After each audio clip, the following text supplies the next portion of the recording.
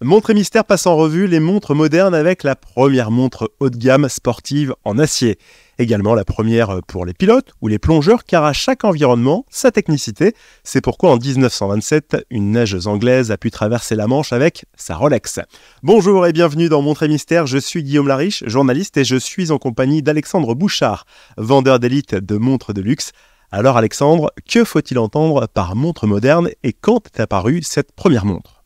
Alors la montre moderne, c'est un grand mot, parce qu'on cherche tout le temps à savoir quelle va être la montre la plus moderne. Ça veut dire qu'elle dépend en fait de ses codes, donc en fonction de chaque époque où elle est. Par exemple, au 19e siècle, la montre moderne, c'était une montre justement qui n'était pas rococo ou flamboyante, c'est une montre qui est précise, c'est une montre presque militaire, comme tu peux voir Breguet avec les montres achetées par Napoléon. On doit diriger des hommes, donc on doit avoir l'information, pas de décoration, rien à voir. Après, on va avoir au fur et à mesure, au niveau du 19e siècle, la montre bracelet qui va apparaître plus ou moins à la fin, mais on a cette montre gousset qui est toujours dans les mêmes codes, donc on va avoir une mixité entre la montre à gousset qui va ensuite se parer d'une montre bracelet. Il y a les premiers tests à peu près dans les années 1880 dans la marine allemande. C'est vraiment avec Albert Santos Dumont et la maison Cartier qu'on a une première montre bracelet telle qu'on la connaît aujourd'hui dans son usage, dans sa fonction, et qui n'a rien à voir avec la première montre bracelet portée par la reine de Naples, donc Caroline Bonaparte, ça devenu Caroline Murat, chez Breguet, où elle, c'était vraiment une montre bijou. Après, tu vas avoir cette montre donc bracelet qui va évoluer avec la Première Guerre mondiale, où là, désormais, on veut de l'étanchéité, parce que lors de la guerre, il y a de la boue, il y a de l'eau, donc on va chercher à la protéger, donc on va avoir des montres bracelet assez épaisses. Finalement, on va se poser la question aussi donc, de cette fameuse étanchéité à voir avec la plongée. Est-ce qu'une montre peut aller sous l'eau ? Donc cette montre-là qui a fait l'objet d'un record chez Rolex, la nageuse, en fait, l'a portée au cou, elle l'avait en collier et pas au bras. Donc, et cette montre-là, en fait, elle était, c'est-à-dire surtout étanche, mais c'est pas une montre de plongée à proprement parler, parce que même, tu vois, quand il y a eu le record en 1936 avec Omega de la première montre de plongée, finalement, c'est pas une montre de plongée, c'était une montre qui allait sous l'eau. Et en fin de compte, il faudra attendre 1953 avec Blancpain pour la première montre de plongée avec tous les codes de la plongée, c'est-à-dire lunettes unidirectionnelles, couronne double vissée, on puisse la lire à 20 cm sous l'eau avec justement, alors à l'époque du tritium, maintenant c'est du superluminova, pour pouvoir avoir une lecture de la montre. C'est quoi c'est les deux choses que tu viens de... Alors le tritium et le superluminova en fait sont des couleurs, enfin des matériaux phosphorescents. Donc en fait à l'époque c'était radioactif, un tritium, donc on a arrêté parce que on pouvait perdre ses cheveux ou ses dents. Et donc après on a le superluminova, donc il faut vraiment imaginer que ça va capter le soleil, pardon. Et quand tu vas aller sous l'eau ou même tu es dans l'obscurité, d'un coup ça va illuminer la montre au niveau de ses index. Et parfois c'est aussi placé sur les aiguilles de la montre, donc tu peux lire l'heure dans le noir. Ce que tu appelles index ? Les index, ce sont les marqueurs de l'heure. Ça va être au niveau des espèces de barres, pour faire simple, directement. Donne les heures. Exactement. Ok. Alors justement, cette traversée de la Manche en 1927, tu disais, elle l'a portée au cou. Tu expliquais aussi juste avant que pendant la Première Guerre mondiale, on essayait d'avoir forcément l'heure, mais pour l'étanchéité, pour éviter que ça puisse être un petit peu cassé par la boue, par différents problèmes qui pourraient survenir, des chocs et tout ça, ça nécessite forcément d'alourdir le matériel ? L'alourdir, non. En fait, si tu veux, c'est qu'on a eu des procédés au niveau des matériaux, du métal, qui n'étaient pas encore là. On a eu de l'innovation pour savoir quand est-ce qu'on peut avoir du solide et du léger. Donc en fait, tu vois, aujourd'hui, l'acier, c'est du 416L. Voilà, c'est un matériel qui est facile à travailler, mais aussi qui a une solidité. Donc tu vois, il y a un acier spécifique. Il y en a d'autres marques qui ont développé. Rolex aussi a un acier spécifique selon ses propres codes, cahier des charges en termes d'innovation. Donc on va avoir donc des évolutions dans la matière. Pareil, tu vois, au niveau des ors, tu vas avoir ce qu'on appelle un N qui est mis, ou en fait qui va donner simplement une typologie de l'or en fonction de sa couleur. Est-ce qu'il est plutôt jaune rose, etc. Parce qu'après, à un moment donné, ça donne un rendu assez sympa. Alors, des montres pour faire la guerre, des montres pour plonger, des montres aussi pour les pilotes. À chaque montre, sa spécificité, ou alors toutes sont identiques. Déjà, le mécanisme est de base, c'est-à-dire que tu vas avoir de quoi te donner l'heure. En revanche, tu vas avoir des choses qui sont des paramètres en fonction du sport et de l'activité qui vont être pris en compte. Une voiture, il y a quand même de l'accélération, des freinages. En fait, à l'époque, on faisait pas de la mécanique solide. Enfin, dans le sens que on cherchait pas à la rendre solide, on faisait un peu des mouvements qui étaient un peu gros, qui étaient moins fins, moins raffinés surtout. En fait, aujourd'hui, on adore faire des trucs très très simples parce qu'on a d'autres machines, on a l'électronique qui permet d'avoir du découpage de précision. Donc là, quand tu regardes des montres des années 30-40, ça te paraît un peu plus gros, quoi. Il y a des plus gros engrenages. Donc c'était plus solide à proprement parler. Mais il n'empêche qu'on s'intéressait plutôt, tu vois, pour les voitures, à avoir, je pense à Vacheron Constantin, qui te mettait le cadran décalé, comme ça tu n'avais pas à tourner ta tête pour lire l'heure, tu la lisais directement, voilà, tu avais une diagonale de l'œil qui rentrait. Dans les avions, en fait c'était plutôt des chronomètres, tu vois, de précision ou des tachymètres, mais il n'y avait pas une logique de oui, ça va résister à un nombre de G, c'est pas dans la logique. Et pareil, dans les montres de plongée, bon, la montre est étanche, mais à combien de mètres? Donc après, on va s'occuper de s'assurer que la pression soit résistante, que sinon ta montre, après, tu pouvais avoir la glace qui faisait pop sous l'eau. C'est problématique pour les plongeurs. Et alors, comment on pouvait faire justement pour voir jusqu'où pouvaient aller les montres le plus profond? Eh ben déjà, on allait tester, hein. Il fallait descendre. Alors, il y a déjà l'échelle humaine, hein. Donc à un moment donné, l'humain ne peut pas aller non plus trop profond. Ça, c'est juste une condition, on va dire, physiologique. Après, tu vois, par exemple, Rolex, qui a le record à 22 000 mètres, a mis ça sur un sous-marin, donc qui est descendu dans la fosse des Mariannes, et qui, derrière, on accroche la montre dessus, et puis on regarde la pression est regardée à la fin.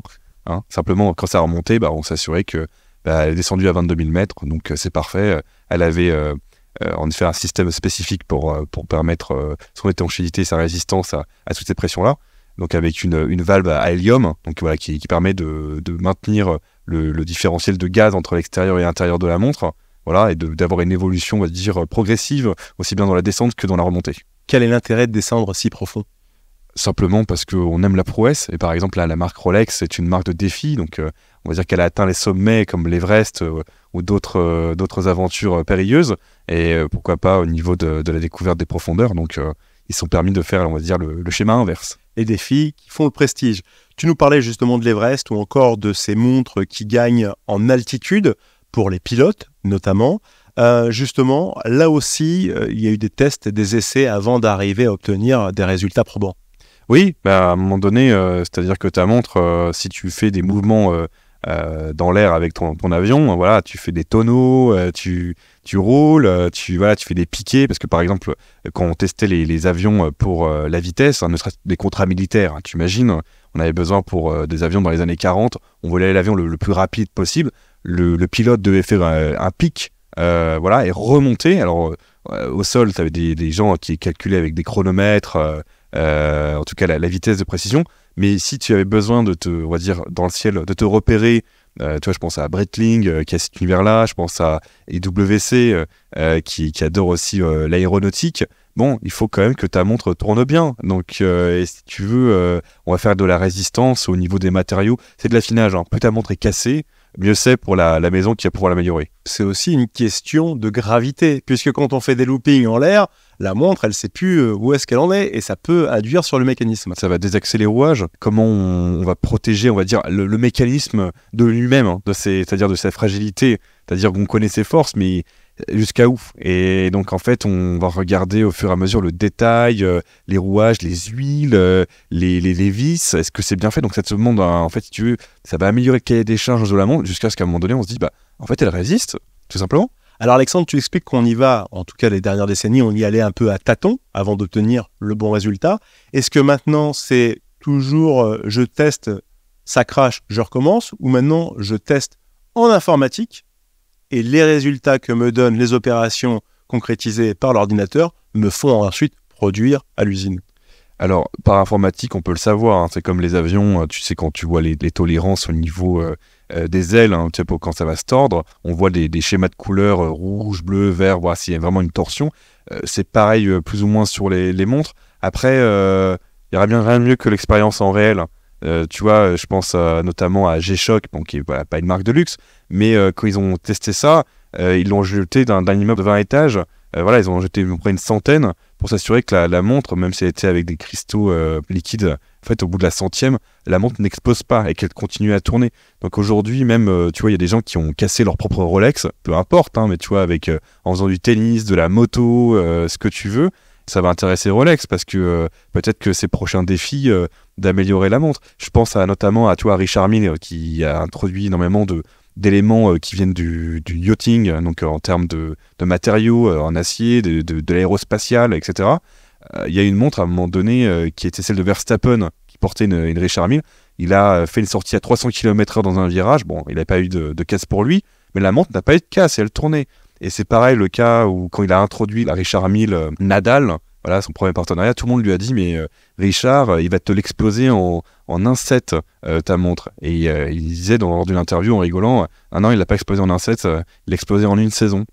Et donc c'est pour te montrer la fiabilité et la solidité au fur et à mesure en fonction du choix des matériaux. Richard Mille qui ne produit que 3000 montres par an. Exactement, à peu près c'est dans les tolérances, dans ses estimations, dans ses projections, parce qu'il cherche aussi à garder son identité de marque. Hein. Il est plutôt axé sport, que ça soit voiture, yachting, presque à l'espace, quand on le devine, on en a envie, parce qu'il utilise des matériaux qui, au niveau des tolérances pour les échanges de température, c'est pas une montre en plastique, hein. Il y a des éléments qui pourraient te faire penser mais tout est allégé, c'est une montre qui est très agréable à porter, c'est solide, il y a vraiment une recherche dans la recherche et développement.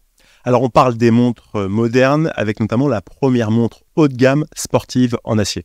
Alors cette première montre haut de gamme sportive en acier, en fait on pourrait croire que c'est comment dire n'importe quelle marque, mais en fait il faut comprendre que c'est la première montre avec bracelet acier en plus. Donc là on est chez Audemars Piguet, donc en 72, où là tu vas avoir une montre qui sort de nulle part, simplement parce que Audemars Piguet était en grande difficulté financière.